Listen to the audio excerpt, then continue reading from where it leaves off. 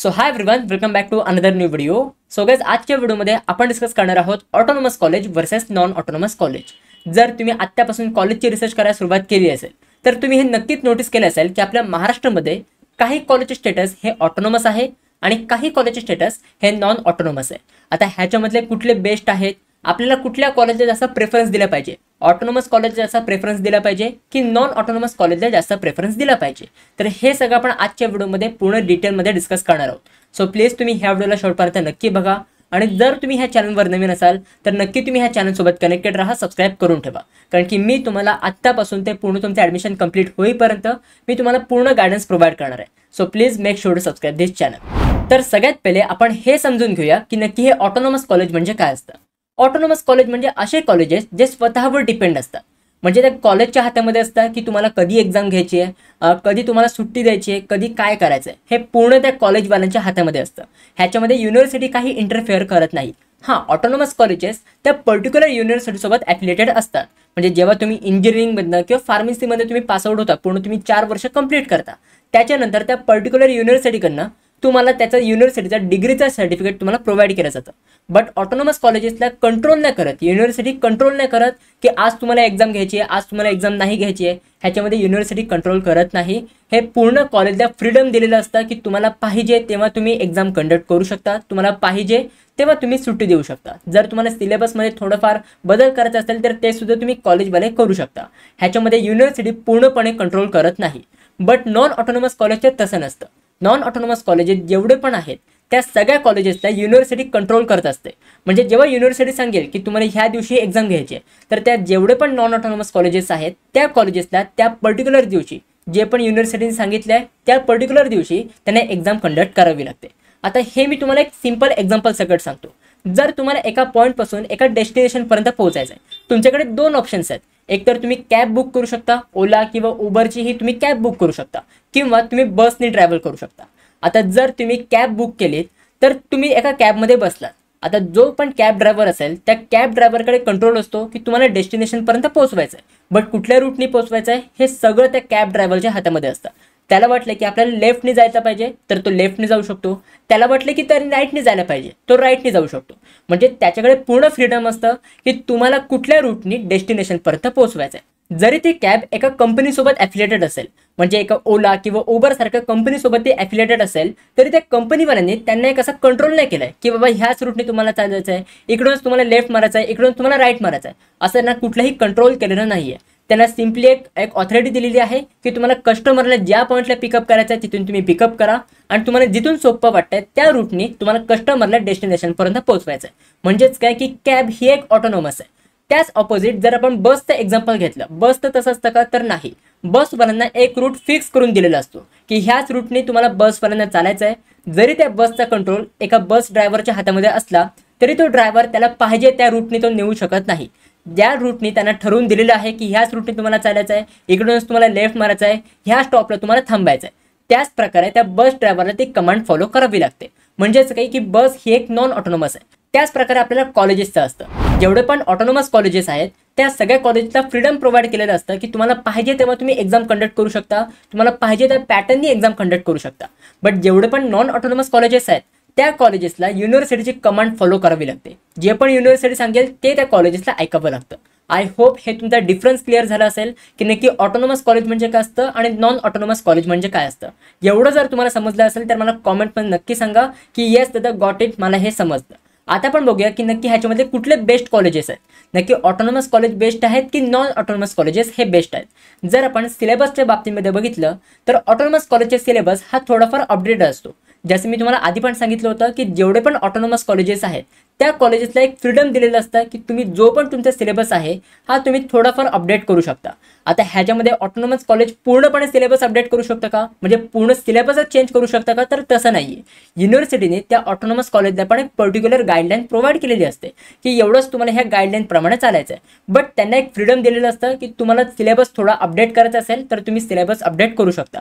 म्हणजे for example जर युनिव्हर्सिटीच्या सिलेबसच्या according एक सब्जेक्ट असा आहे जो इंजिनिअरिंगच्या 3rd इयरला शिकवला जातो, जातो. बट एक ऑटोनॉमस कॉलेजला वाटलं की हा सब्जेक्ट इम्पॉर्टंट आहे, हा थर्ड इयरच्या ऐवजी आपल्याला सेकंड इयरला किंवा फर्स्ट इयरला तुम्हाला शिकवला पाहिजे, तर ते ऑटोनॉमस कॉलेजेस त्याच्यामध्ये चेंजेस करू शकतात. म्हणजे जो सिलेबस, जो पण चॅप्टर, जो पण सब्जेक्ट एका थर्ड इयरला शिकवला जातो, तर पर्टिक्युलर सब्जेक्ट ते सेकंड इयरला शिकवू शकतात. म्हणजे ह्याच्यामध्ये ते सिलेबसमध्ये थोडंफार अपडेट करू शकतात. जर त्यांना वाटलं की ह्या पर्टिक्युलर चॅप्टरमध्ये अजून थोडंसं ॲडव्हान्समध्ये शिकवलं पाहिजे, अजून थोडे मॉड्यूल्स ह्याच्यामध्ये एक्स्ट्रा ॲड केले पाहिजेत, तर ते ऑटोनॉमस कॉलेज त्या पर्टिक्युलर सब्जेक्टमध्ये मॉड्यूल्स हे ॲड करू शकतात, थोडंफार सिलेबस त्याच्यामध्ये अपडेट करू शकतात.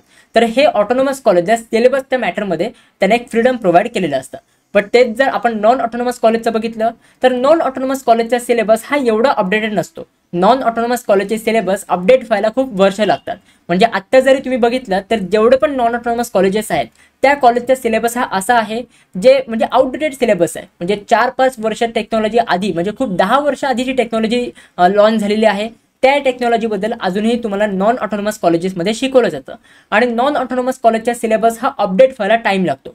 कारण की एक तुम्ही लक्षात घ्या की सिलेबस अपडेट कोण करतं? युनिव्हर्सिटी अपडेट करते. आता युनिव्हर्सिटीच्या अंडर भरपूर सारे कॉलेजेस येतात. जेवढे पण नॉन ऑटोनॉमस कॉलेजेस आहेत हे भरपूर कॉलेजेस आहेत जे युनिव्हर्सिटीच्या अंडर येतात.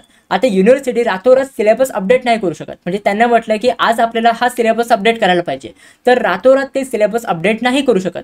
कारण की प्रत्येक नॉन ऑटोनॉमस कॉलेजमध्ये तो सिलेबस अपडेट करावा लागेल. आता नॉन ऑटोनॉमस कॉलेजमध्ये सिलेबस अपडेट करायला गेलं तर त्याच्यामध्ये जेवढे पण टीचर्स आहेत तर त्या टीचर्सला पण ट्रेनिंग प्रोव्हाइड करावी लागेल.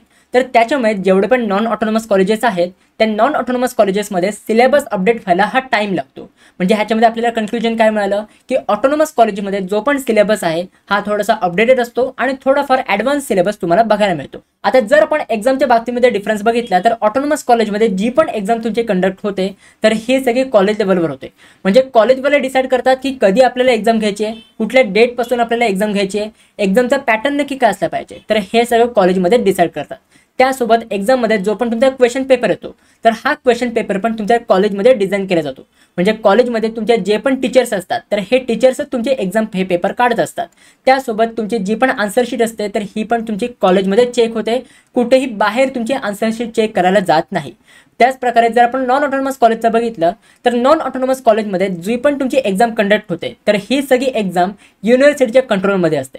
म्हणजे युनिव्हर्सिटी कंट्रोल करते की कधी तुमची एक्झाम घ्यायची, कधी तुमची एक्झाम नाही घ्यायची. जर युनिव्हर्सिटीला वाटलं की उद्यापासून तुमची एक्झाम घ्यायला पाहिजे तर ते जेवढे पण नॉन ऑटोनॉमस कॉलेजेस आहेत तर त्या सगळ्या नॉन ऑटोनॉमस कॉलेजला उद्यापासून एक्झाम कंडक्ट करावी लागेल. त्यासोबत एक्झामचा पॅटर्न नक्की काय असला पाहिजे तर हे पण युनिव्हर्सिटी डिसाईड करतं. त्यासोबत जे पण तुमचे क्वेश्चन पेपर येतात, जे पण नॉन ऑटोनॉमस कॉलेजमध्ये क्वेश्चन पेपर येतात तर हे सगळे युनिव्हर्सिटीकडून येत असतात. आणि जी पण तुमची आन्सर शीट असते तर ही पण तुमची बाहेर जाते, तुमचे कॉलेजमध्ये चेक होत नाही. तुमचे जे पण पेपर असतात हे बाहेर चेक करायला जातात. फॉर एक्झाम्पल जर तुम्ही बोर्ड एक्झामचं बघितलं असेल, तुमच्या 12वी किंवा 10वीच्या बोर्ड एक्झाममध्ये तुमचे क्वेश्चन पेपर कुठून यायचे, तुमचे बोर्डाकडनं क्वेश्चन पेपर यायचे. त्यासोबत तुमची आन्सर शीट कुठे चेक करायला जायचे, कॉलेजमध्ये चेक व्हायची का, तर नाही. तुमचे जी पण काही बोर्ड एक्झामची आन्सर शीट आहे ही तुमची बाहेर बोर्डाला चेक व्हायला जायची. त्याच प्रकारे हे युनिव्हर्सिटीचं पण असतं, नॉन ऑटोनॉमस कॉलेजचं पण तसंच असतं. जे पण तुमचे पेपर असतात, जे पण तुमचे क्वेश्चन पेपर असतात हे तुमचे बाहेरून येतात आणि जे पण तुमची आन्सर शीट असते ही पण तुमची बाहेर चेक करायला जाते. कॉलेजमध्ये तुमची चेक होत नाही. तर त्यामुळे ह्या इकडे ऑटोनॉमस कॉलेजवाल्यांना एक फायदा मिळतो. कारण की ऑटोनॉमस कॉलेजमध्ये ना कधी कधी टीचर्स ना तुम्हाला एक क्वेश्चन बँक प्रोव्हाइड करतात की एवढे क्वेश्चन तुम्ही करून या, ह्या क्वेश्चनपैकी काही क्वेश्चन तुमच्या एक्झाममध्ये येतील. त्यामुळे ह्या कॉलेजेसमध्ये फेल व्हायचे चान्सेस थोडेफार कमी असतात. आणि इन केस जरी तुम्ही फेल झालात तर तरी पण तुम्ही त्या पर्टिक्युलर सब्जेक्ट टीचरला तुम्ही रिक्वेस्ट करू शकता की मला ह्या सब्जेक्टमध्ये पास करा. कारण की तुमचे पेपर पण कॉलेजमध्ये चेक होतात. तर तुम्ही टीचरला थोडंफार रिक्वेस्ट करून तुम्ही त्या सब्जेक्टमध्ये स्वतःला पास करून घेऊ शकता. नाहीतर कधी कधी तुमच्याकडे टीचर 10-15 दिवसांनी एक री एक्झामसुद्धा कंडक्ट करतात की जर तुम्ही ह्या री एक्झाममध्ये पास झालात तर तुम्हाला ह्या सब्जेक्टमध्ये ऑल क्लिअर केलं जाईल. बट नॉन ऑटोनॉमस कॉलेजमध्ये तसं नसतं. नॉन ऑटोनॉमस कॉलेजचे पेपर्स हे सगळे बाहेरून येतात. युनिव्हर्सिटीकडनं नॉन ऑटोनॉमस कॉलेजमध्ये पेपर हे येत असतात. सो त्यामुळे जेवढे पण नॉन ऑटोनॉमस कॉलेजमध्ये टीचर्स आहेत त्या टीचर्सला काहीच माहिती नसतं की एक्झाममध्ये कुठले क्वेश्चन येणार आहेत, कुठले क्वेश्चन नाही येणार आहेत, हे जास्त टीचर्सला माहिती नसतं. त्यामुळे ह्या कॉलेजेसमध्ये नॉन ऑटोनॉमस कॉलेजमध्ये मुलांचे फेल व्हायचे चान्सेस हे खूप जास्त असतात. आणि ह्या नॉन ऑटोनॉमस कॉलेजचे पेपर जे आहेत हे बाहेर चेक करायला जातात. तुमचे टीचर्सच चेक नाही करत. सो इन केस जर तुम्हाला एक पेपर खूप जास्त टफ गेलात किंवा एक पेपर खूप तुम्ही जास्त खराब केलात तर त्या पेपरमध्ये तुम्ही फेल व्हायचे चान्सेस खूप जास्त असतात. आणि इन केस जर तुम्ही त्या पेपरमध्ये फेल झालात तर तुम्ही त्या तुमच्या कॉलेजच्या टीचर्सला कन्व्हिन्स करून किंवा रिक्वेस्ट करून तुम्ही पास नाही होऊ शकत. कारण की त्या टीचरच्या हातामध्ये काही पण एवढी ऑथॉरिटी नसते की तुम्हाला डायरेक्टली पास करून द्यायची. जर तुम्हाला त्या पर्टिक्युलर सब्जेक्टमध्ये पास व्हायचे असेल तर युनिव्हर्सिटीच्या रूल्सच्या अकॉर्डिंग तुम्हाला 6 महिन्यांनी परत त्याची री एक्झाम द्यावी लागते. तुम्हाला एक केटी बसते, तुम्हाला त्या पर्टिक्युलर सब्जेक्टची री एक्झाम तुम्हाला द्यावी लागते. सो त्यामुळे नॉन ऑटोनॉमस कॉलेजचा ना तुमच्या ह्या इकडे थोडाफार डिसएडव्हान्टेज तुम्हाला बघायला मिळतं. बट इन केस जर तुम्ही ऑटोनॉमस कॉलेजमध्ये असाल आणि ऑटोनॉमस कॉलेजमध्ये जर तुमचं एका टीचरसोबत भांडण झालं किंवा एका टीचरसोबत तुमच्या 36चा आकडा असेल तर त्या पर्टिक्युलर सब्जेक्टमध्ये ते पर्टिक्युलर टीचर तुम्हाला फेलसुद्धा करू शकत. कारण की ऑटोनॉमस कॉलेजमध्ये टीचर्सला एक फ्रीडम दिलेलं असतं की तुम्हाला पेपर चेक करायचं आहे, तुम्हालाच क्वेश्चन पेपर काढायचं आहे. तर त्याच्यामुळे जर तुमच्या कुठल्याही टीचरसोबत भांडण असेल, जर तुमच्या कुठल्याही टीचरसोबत 36चा आकडा झाला असेल तर त्या केसमध्ये ते पर्टिक्युलर टीचर त्या पर्टिक्युलर सब्जेक्टमध्ये तुम्हाला फेलसुद्धा करू शकतात. तर त्यामुळे जे पण तुमचे टीचर्स असतात ऑटोनॉमस कॉलेजमध्ये त्या टीचर्सच तुम्हाला ऐकावं लागतं. त्या टीचर्ससोबत तुम्हाला भांडून चालत नाही, नाहीतर तुमच्या टीचर्स ते बदलासुद्धा घेऊ शकतात. आय होप तुम्हाला हे समजलेलं असेल नक्की एक्झामचा नक्की काय डिफरन्स असतो, ऑटोनॉमस कॉलेजमध्ये एक्झाम पॅटर्न नक्की कसं असते आणि नॉन ऑटोनॉमस कॉलेजमध्ये एक्झामचे पॅटर्न नक्की कसे असते. आता नेक्स्ट पॉईंट आहे अकॅडमिक कॅलेंडर. आता ऑटोनॉमस कॉलेजमध्ये अकॅडमिक कॅलेंडर कसं असावं तर हे सुद्धा कॉलेजवाले डिसाईड करतात. म्हणजे नक्की तुमची एक्झाम कुठल्या डेटला सुरुवात करायची आहे, कुठल्या डेटला तुमची एक्झाम असली पाहिजे तर हे सगळं कॉलेजवाले डिसाईड करतात. तुमचे इव्हेंट्स नक्की कधी असले पाहिजे तर हे पण सगळं कॉलेजवाले डिसाईड करतात. बट नॉन ऑटोनॉमस कॉलेजमध्ये तसं नसतं. नॉन ऑटोनॉमस कॉलेजमध्ये जे पण अकॅडमिक कॅलेंडर असतं तर हे academic calendar Pune university decide करते. नक्की एक्झाम कधी घ्यायचे कधी नाही घ्यायचे तर हे सगळी युनिव्हर्सिटी डिसाईड करते. इव्हेंट्स नक्की कधी असली पाहिजेत तर हे पण सगळी युनिव्हर्सिटी डिसाईड करत असते.